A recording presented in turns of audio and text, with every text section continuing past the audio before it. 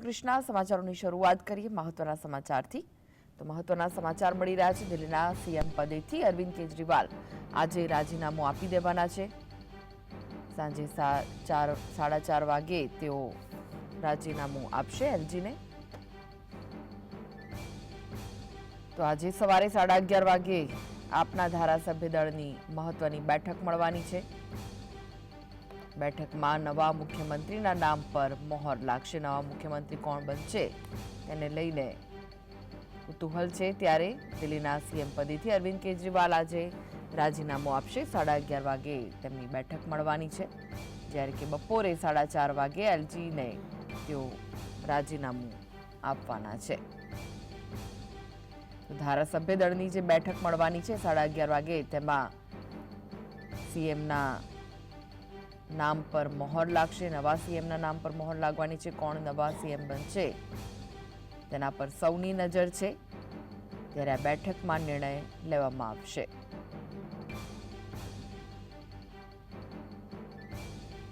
તો દિલ્હીના એલજીને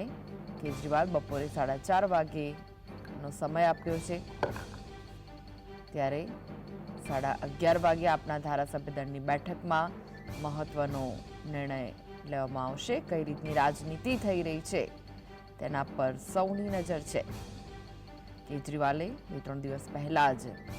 એક સભામાં પોતાના રાજીનામાની જાહેરાત કરી દીધી હતી અને હવે તેઓ આજે 4:30 વાગે એલજીને મળશે તેમને સમય આપવામાં આવ્યો છે તેઓ પોતાના રાજીનામું આપવાના છે તેમણે કહ્યું હતું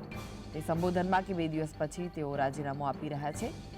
ત્યારે આજના દિવસે તેઓ રાજીનામું આપશે અને નવા મુખ્યમંત્રીના નામ પર મોહર લાગશે નવા મુખ્યમંત્રી કોણ બનશે તેના પર સૌની નજર છે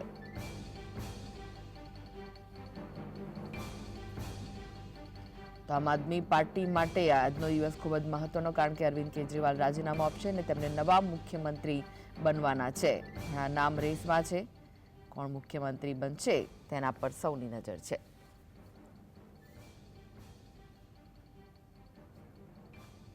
તો આ વિશે જ વધુ માહિતી માટે જોડાઈ ગયા છે સ્ટુડિયોથી સહયોગી અનિલ પટેલ અનિલ કેજરીવાલ આજે રાજીનામું આપવાના છે જે તેમની બેઠક મળવાની છે તેમાં નવા મુખ્યમંત્રી કોણ હશે તેના નામ પર મોહર લાગશે શું લાગી રહ્યું છે લગભગ 10:30 થી 11ની આસપાસ 11:30ની આસપાસ કૃષ્ણા દિલ્હીની અંદર વિધાયક દળની આમ આદમી પાર્ટીની બેઠક મળવાની છે અને એની અંદર જે 4-5 નામો જે ચર્ચા છે એના કરતાં પણ કોઈ અલગ નામ પણ હોઈ શકે છે જેમ કે આતિશીનું નામ આવે છે સૌરભ ભારદ્વાજનું નામ આવે છે ગોપાલ રાયનું નામ આવે છે અશોક ગેહલોતનું નામ આવે છે કુલદીપ સિંહ એક નેતા છે એમનું નામ આવે છે અને બીજા એક બી નેતાઓ છે તેમનું નામ પણ આવે છે અને સાથે એમના પત્ની જે છે સુનીતા કેજરીવાલ એમનું નામ પણ આવે છે પણ જે રીતે સમગ્ર ચર્ચાઓ ચાલી રહી છે એને લઈને પાર્ટીએ કોઈ એટલે આમ આદમી પાર્ટીએ કોઈ ફોડ પાડ્યો નથી પણ 4:30 વાગ્યાની આસપાસ તેઓ એલજીને જઈને પોતાનું રાજીનામું આપશે અને જે નવા સીએમ હશે એનું સમર્થન પત્ર તમામ જે વિધાયક દળ છે એને આપશે એટલે નવાનું જે શપથવિધિ છે એ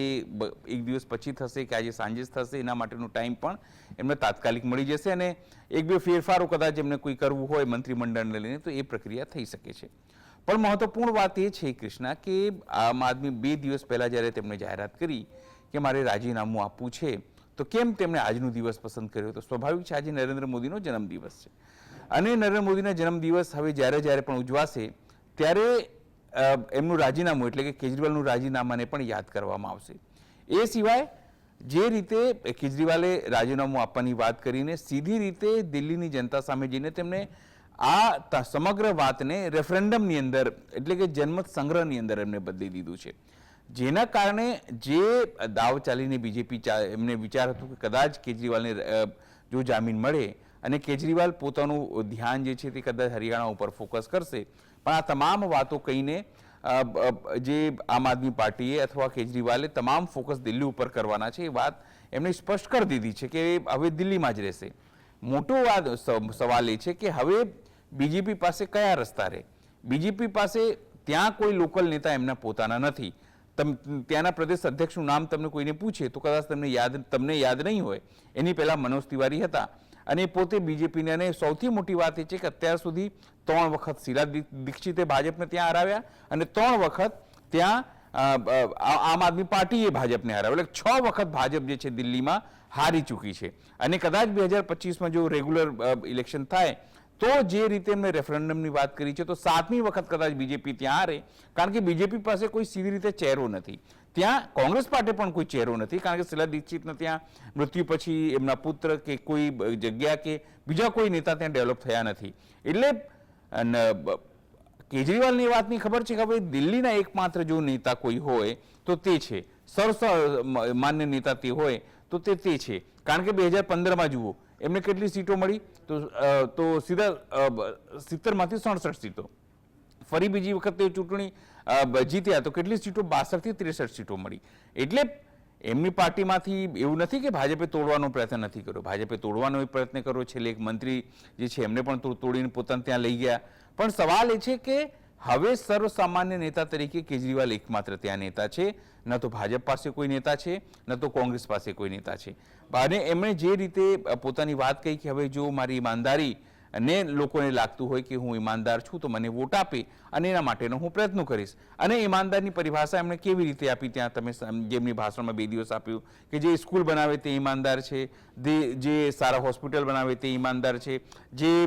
બુજુર્ગો એટલે કે સિનિયર સિટીઝનને